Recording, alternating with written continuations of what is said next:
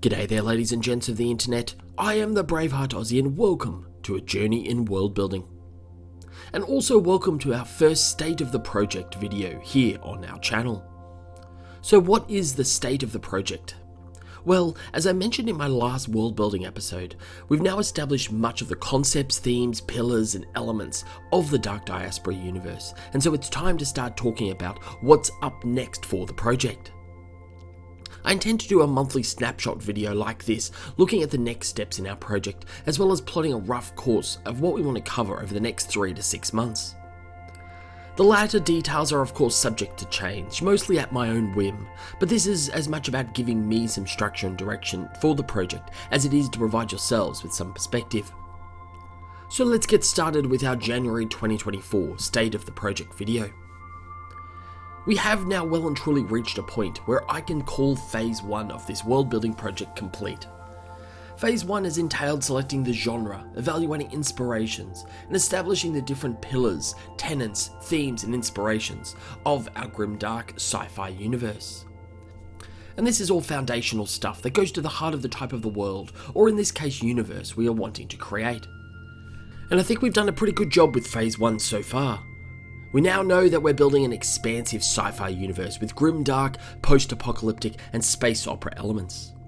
We are drawing on inspirations like Warhammer 40k, The Walking Dead, Firefly, The Expanse and the Night's Dawn trilogy by Peter F. Hamilton. We've established some compelling themes like cruelty, hopelessness, resilience and terror. And we have some major tenets, including our desire for a diverse world of cultures, societies, religions and technologies. This has supported the development of concepts and associated lore videos which have helped make real some of these ideas. The concepts have included the future history of Earth, the scattering and the malady, the foundations of the diaspora, the role of commerce and religion, the concepts of terrors, governance and authority, relationships, and war and conflict. This isn't a complete list of all the concepts that are going to be within the Dark Diaspora universe, but honestly it's pretty comprehensive and certainly enough to help bring to life 12 professionally narrated lore videos to date. And the lore videos have definitely done a lot of heavy lifting when it comes to bringing these concepts to life. Of course, to tell these short stories in the diaspora, we have started the process of peeling back the veil on many of the worlds, moons and outposts in our universe. This has been a very neat way of dovetailing Phase 1 with Phase 2 as we move forward into looking at these settings in more detail.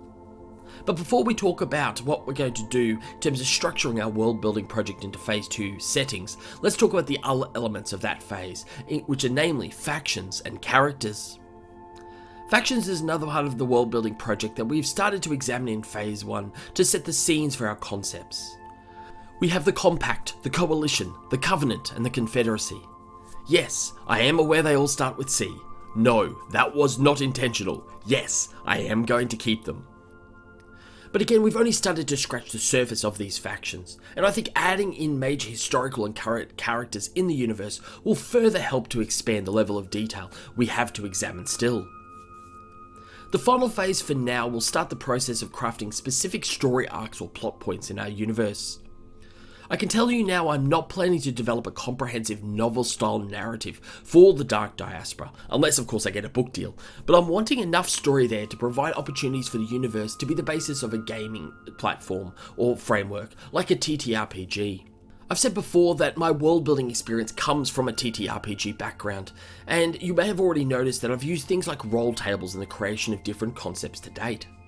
I really enjoy the structure, randomness and flexibility that this tool provides in the creation of worlds and settings outside of the core ones which we're going to be exploring as part of Phase 2. And I can see us taking a similar approach when it comes to stories and plots, establishing foundational elements of the diaspora-wide narrative as of the 27th century, as well as creating custom roll tables to inspire unique localized events. We've even made some allowance for this already in some of the governance roll tables that we did in an earlier episode, with different types of local events that could occur. As we develop the universe further, I want to keep this TTRPG element in mind and use this as an organizing framework for approaching settings and faction development. While Phase 3 is notionally the quote-unquote end of the world-building journey, there's of course nothing stopping us from going back into Phase 1 and Phase 2 to look in detail at a new concept or setting as required. So now we've covered off on all of this, let's look at what we have in store as we move into Phase 2, and particularly as we talk about settings. And when I mention settings, I mostly mean planets. That's the interesting part about creating a universe. All the different planets, moons and bases we can imagine with all their unique combination of governments, environments, cultures, economies and terrors. As I was planning this week's first setting-oriented world-building episode, I quickly realised that I wasn't going to be able to do a dive into a planet setting in just one episode. Maybe if it was really high level, but the idea about this next phase is that we're not just diving, we're diving deep. So to address this, I'm going to be working with you to build each planet or setting in 3 parts or elements. These elements include technical attributes, social and economic attributes, and local terrors. Technical attributes are basically the fast facts about the planet. Its position in the star system, inclination, does it have moons, climate and environment, what's its geography and planetary composition, what other points of note are there in the star system, things like that.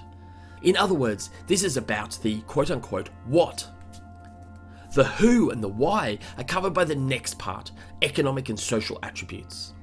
This dives into the people who call the planet home and asks questions like, when did they settle? How hard was it to colonize the planet? What does the society look like? What's its major religion? What's the economy based on and how advanced is it? What's the government look like and what's its relationship to the people? And of what alliance is the planet part? Once we've covered off on these tasty items, we will then turn our attention to local terrors. Terrors are such a large part of the Dark Diaspora Universe now that I'm eager to dedicate a whole episode to discussing them with each setting. However, we might also use this episode to talk about other challenges and general hardships the people on the planet might experience. So that's the focus. We're going to be doing each setting over a 3-week period, covering one setting per month. Now that's going to leave one free week for us to cover off on a new concept, faction, character, or even story arc each time, bouncing back and forward between the phases like I mentioned earlier. I felt this flexibility was important as we're very much entering a non-linear or network phase of the world building process, and setting deep dives are invariably going to raise the need for new concepts and factions to be considered. And this week we'll be starting off with one of the founding planets of the Tyson Sector Compact, the jungle and mountain world of Samiyaji. This was selected by a poll on my YouTube channel, so if you want to be part of future polls, make sure you subscribe. One final thing I'll mention is that the new phase of world building is going to be aided by World Anvil. I've decided to use World Anvil as something of a compendium tool to more effectively articulate, capture and codify the different settings in detail as we explore them. I'm really excited by this, and I've already started documenting concepts, settings, and other elements of the Dark Diaspora in World Anvil, so go and check out the link in the description below.